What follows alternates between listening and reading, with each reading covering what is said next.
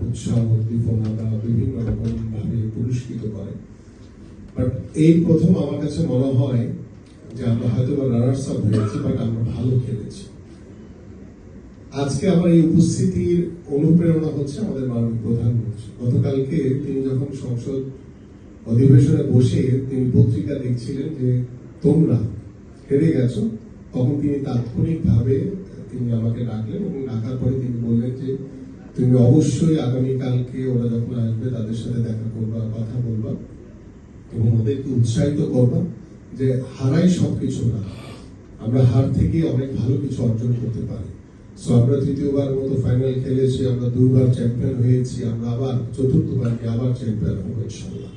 এইভাবে আমাদের উৎসাহ উদ্দীপনা দেওয়ার মাধ্যমে আমি আশা করি যে আজকে তোমাদের সাথে যে মত বিনিময় সভা করতে এসেছি, এখানে শুধু আলোচনার মূল বিষয় হচ্ছে সেটা হচ্ছে যে তোমাদের মন খারাপ করার কোনো কারণ নেই, কারণ তোমরা ভালো ফুটবল খেলেছো। আমি নিজে নর্মালি খুব বেশি খেলা দেখা হয় না, এবার তোমাদের খেলাগুলো আমি দেখেছি, আমার কাছে খুবই ভালো লেগেছে। সমস্যা থাকবেই, আমাদের টুকটাক সমস্যা থাকবে, ভুতুরি থাকবে, এগুলোকে ওভারকাম করে আমরা সামনের দিকে এগিয়ে যাবো। বাট হেরে যাওয়া মানে সবকিছু শেষ হয়ে যাওয়া না, হেরে যাওয়া মানে হচ্ছে নতুন ভাবে নতুন উদ্যমে এগিয়ে যাওয়া, অনুপ্রেরণা এবং সাহস। তো সেই সাহসের মাধ্যমে আমরা আশা করি যে তোমরা যেভাবে এগিয়ে যাচ্ছ ইনশাল্লাহ বাংলাদেশ ফুটবল ফেডারেশন, আমি যেহেতু একজন ফুটবলার হিসেবে তোমাদের পাশে সবসময় রয়েছি, সবসময় পাশে থাকবো। আর ফুটবলকে এগিয়ে নিয়ে যাওয়ার জন্য আমরা যতটুকু সম্ভব আমাদের পক্ষে, আমাদের সীমাবদ্ধতা থেকে আমরা চেষ্টা করছি যে সীমাবদ্ধতার বাইরে গিয়েও কিভাবে আমরা এফোর্ড করতে পারি, সেই চিন্তা, সেই পরিকল্পনা আমাদের আছে। আমরা আশা করি যে তোমরা, আমি আবারও বলছি, শুধু শিউলির যে মা চলে গেছে আমরা অত্যন্ত ব্যথিত এবং শিউলির পরিবারের প্রতি আমাদের সমবেদনা রইল এবং আশা করি তোমাদের টিমমেট হিসেবে তোমরাও ওকে সাহস যোগাবা, কারণ যেটি নিয়তির খেলা সেখানে আমাদের আসলে কারো হাত নেই। আর তারপরও এই ধরনের একটি টুর্নামেন্টে কোন খেলোয়াড় তার মাকে হারিয়ে আবারও সে পারফর্ম করা, তোমরা যেভাবে শিউলিকে সাহস জুগিয়েছ, তোমরা যেভাবে মাঠে পারফর্ম করেছো, তোমাদের প্রতি রইল আমার আন্তরিক অভিনন্দন এবং কৃতজ্ঞতা।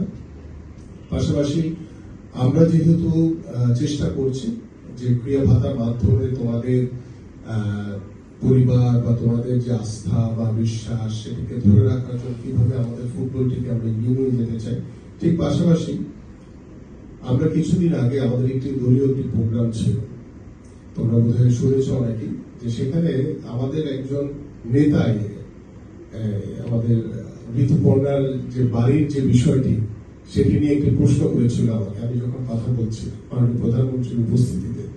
তাৎক্ষণিকভাবে কিন্তু আমি, আমাদের এখানে প্রেস সেক্রেটারি আছে আমাদের আশরাফ সাংবাদিক, ও সহ আমাদের টিম গিয়ে ঋতুপর্ণার যে বাড়ির যে বিষয়টি সেটি আলোচনা করি। ইতিমধ্যে ঋতুপর্ণার জন্য যেই টাকাটি দরকার ছিল, যে চেকটি, সেটি রেডি হয়ে গেছে।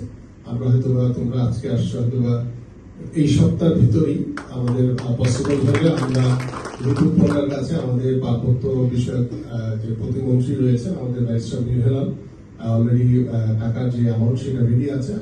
আনুষ্ঠানিকভাবে আমরা মাননীয় প্রধানমন্ত্রী হাত থেকে আমরা ঋতুপর্ণার হাতে সেই চেকটি হস্তান্তর করবো ইনশাআল্লাহ।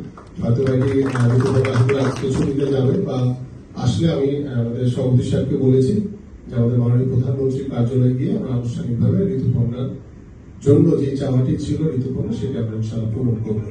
আমি এই এক্সাম্পলটি আরো উদ্দেশ্য হচ্ছে যে তোমাদেরও এরকম অনেক সমস্যা রয়েছে, আমরা সবসময় তোমাদের পাশে রয়েছি, পাশে থাকবো ইনশাআল্লাহ।